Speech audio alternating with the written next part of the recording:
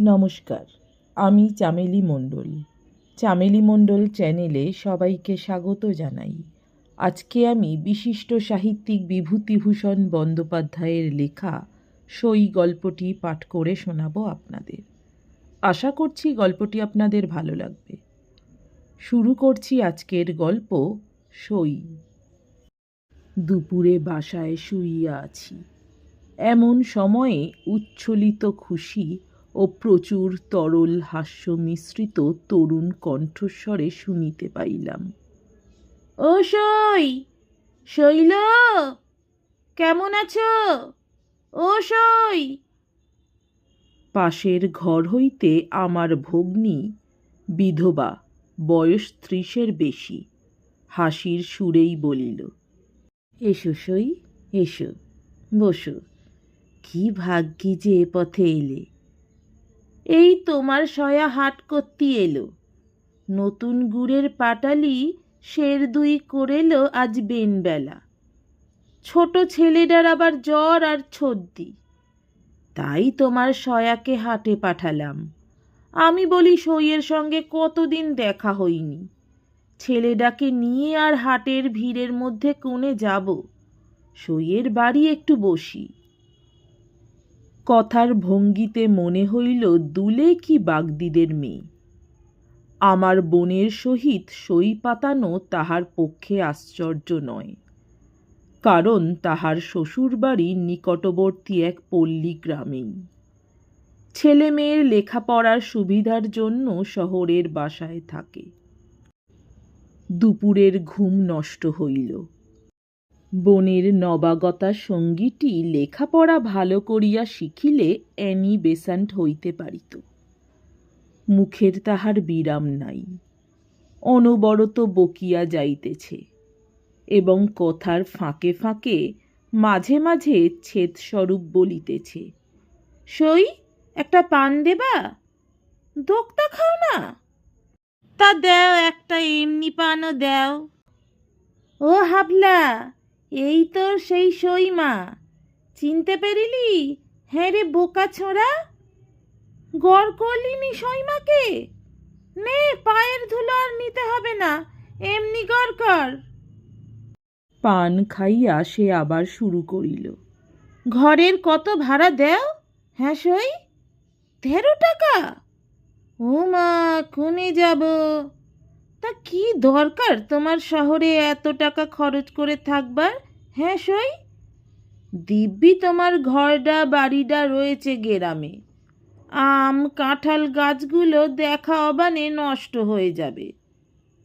নেও সই, মেয়ে যেন তোমার চাকুরি করে নিয়ে খাওয়াবে লেখাপড়া শিখে, হি হি হি হি হি বলিয়া সে হাসিয়া লুটাইয়া পড়ে আর কি। আমার শোবার ঘরের বাহিরের রোয়াকে তাহার হাসি ও বক্তৃতা চলিতেছে, তাও এমন উচ্চ কণ্ঠে যে কলিকাতা শহরে হইলে ফুটপাথে ভিড় জমিয়া যাইত। আমি একে কাল রাত্রে মশার উপদ্রবে তেমন ঘুমাইতে পারি নাই। এমন বিপদও আসিয়া জুটিল ঠিক কিনা দুপুরবেলাতেই। ছোট বাসা, অন্য কোনো ঘরও নাই যে সেখানে গিয়া ঘুমাই। অবশ্যই, ছেলেটাকে একটু জল দেও দিকিন, অনেকক্ষণ থেকে খাবে বলেছে। তা ওর আবার লজ্জা দেখলে হয়ে আসে। জল চাবি তোর সই মার কাছে, তার আবার লজ্জা দেখো না ছেলের। আমার বোন জল আনিতে ঘরের মধ্যে ঢুকিলে সে চুপি চুপি তাহার ছেলেকে আশ্বাসের সুরে বলিতে শুনিলাম, তোর সইমা কি তোরে এমনি জল দেবে? কিছু খাতি দেবে এখন, দেখিস। দেখি, পেটটা পড়ে রয়েছে। হ মোর বাপ, সেই সকালে দুটো পান্তা খেয়েলো।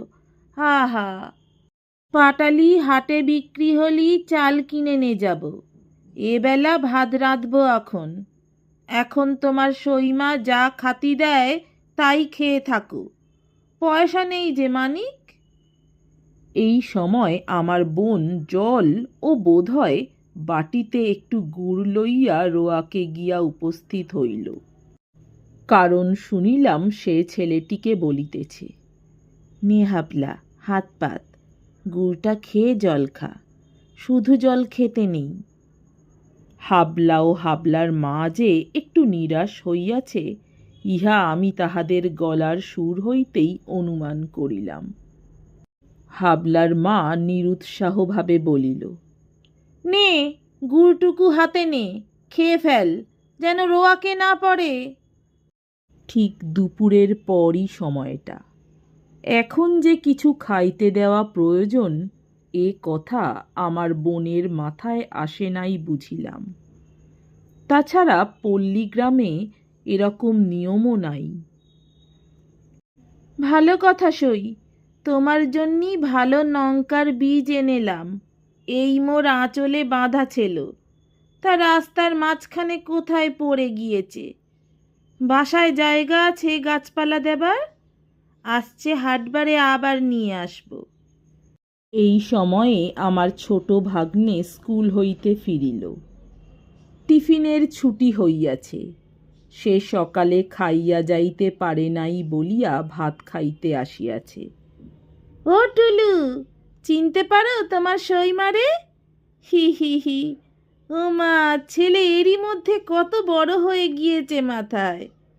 গায়ে এটা কি জামা? বেশ জামাটা। আমার ভাগিনীও এই বয়সেই একটু চালবাজ।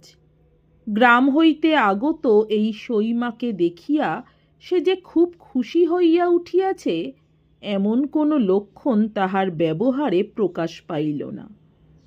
তাহার সইমা বলিল, বেশ জামাটা টুলুর গায়ে। টুলুর আর কোনো ছেঁড়া কাটা জামাটামা নেই? হ্যাঁ সই, ছেলেটা এই শীতই আদুর গায়ে থাকে। তোমার সয়া এবার অসুখে পড়ে গাছ কাটতে পারিনি। মোটে 10টা গাছে যা রস হয়, তাই জাল দিয়ে সের আড়াই পাটালি হয়। হাটরা হাটে পাটালির দর নেই, তার ওপর 6 পয়সা 8 পয়সা সের। ওই থেকে চাল ডাল, ওই থেকে সব। গাছের আবার খাজনা আছে। ছেলেটাকে একখানা দোলাই কিনে দেব ভাবছি আজ 3 হাটে। কোথা থেকে দেই বল দিকিন সই? কি রে, কি? ছেলের আবার আবদার দেখো না। আমার বোন বলিল, কি বলছে হাবুল? ওর কথা বাদ দেও সই। রাস্তা দিয়ে ওই যে মিনসে চিনির কি বলে ওগুলো? হাবুল বলিল, গোলাপ ছড়ি। তা যে ছড়িই হোক, ওই ওকে কিনে দিতে হবে। না, ও খায় না। কি ছড়ি? গোলাপ ছড়ি। হি হি হি হি। নাম দেখো না, গোলাপ ছড়ি। আমার ভাগ্নের দৃষ্টিও বোধহয় ইতিমধ্যে গোলাপ ছড়ির দিকে পড়িয়াছিল। সে ছুটিয়া গিয়া ফিরিওয়ালাকে ডাকিয়া আনিল ও আমায় শটান আসিয়া বলিল, গোলাপ ছড়ি কিনব মামা, পয়সা দাও। বোধ হইল হাবুলও কিছু ভাগ পাইয়াছে, কারণ একটু পরেই হাবুলের মায়ের খুশি ভরা গলার সুর শুনিতে পাইলাম। নেও, হলো তো? কেমন, বেশ মিষ্টি? খাও। পাটালির চেয়ে কি বেশি মিষ্টি? দেখি দে তো একটু গালে দিয়ে। কি জানি, এসব কখনো দেখিওনি চক্ষে। একটু পরে টুলুকে ভাত দিতে তাহার মা রান্নাঘরে চলিয়া গেল। সেই সময়ে শুনিলাম হাবুল নাকি সুরে বলিতেছে, না মা, আর তোমারে দেব না, আমি তবে কি খাবো? হাবুলের মা তাহার সইকে আর পাইল না, কারণ ছেলেকে খাওয়াইয়া স্কুলে পাঠাইয়া দিয়া নিজে ঘরের মধ্যে বিছানায় শুইয়া পড়িয়াছে। অনুপস্থিত সইয়ের উদ্দেশ্যে হাবুলের মা আপন মনে অনেক গল্প করিয়া গেল। খানিক পরে শুনিলাম বলিতেছে, ও সই, কোনে গেলে? ঘুমুলে নাকি? মোরে আর একটা পান দেবা না? কেহ তাহার কথার উত্তর দিল না। বেলা 3টা বাজিয়াছে। আমি বেড়াইতে বাহির হইতে গিয়া দেখি অতি মলিন শাড়ি পরনে এক 22-23 বছরের কালো কোলো মেয়ে একটা চুপড়ি পাশে রাখিয়া ঠিক পইঠার কাছে বসিয়া আছে। তার ছেলেটিও কাছে বসিয়া তখনও গোলাপ ছড়ি চুষিতেছে। আমাকে দেখিয়া মেয়েটি থতমত খাইয়া মাথায় ঘোমটা তুলিয়া দিল। দুপুরের বিশ্রামের ব্যাঘাত হওয়ায় মনটা বিরক্ত ছিল। একটু রুক্ষ সুরেই বলিলাম, একটু সরে বসো পথ থেকে, চুপড়িটা রাস্তার ওপর কেন?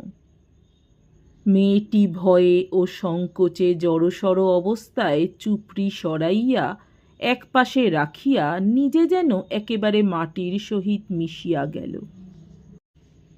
সন্ধ্যার কিছু আগে উকিলদের ক্লাবে টেনিস খেলিয়া বাসায় ফিরিতেছি। দেখি বাসার পাশে বড় রাস্তার ধারে তুঁততলার শুকনো পাতার উপরে আমার বোনের সই তাহার ছেলেটিকে লইয়া বসিয়া আছে। পাশে সেই চুপড়ি ও একটা ছোট ময়লা কাপড়। সন্ধ্যা হইবার দেরি নাই। তুঁত গাছের মগডালেও আর রোদ দেখা যায় না। হাবুলের বাপ এখনো পাটালি বিক্রি করিয়া হাট হইতে ফিরে নাই। মেয়েটি যেন কেমন ভরসাহারা নিরাশ মুখে বসিয়া আছে। অন্তত তেমন হাসি খুশির ভাব আর দেখিলাম না। নমস্কার, আমার গল্পপাঠ ভালো লাগলে আরও এরকম গল্প শুনতে চাইলে অবশ্যই আমার চ্যানেলটি সাবস্ক্রাইব করে দেবেন, লাইক কমেন্ট শেয়ার করতে ভুলবেন না। অনেক ধন্যবাদ।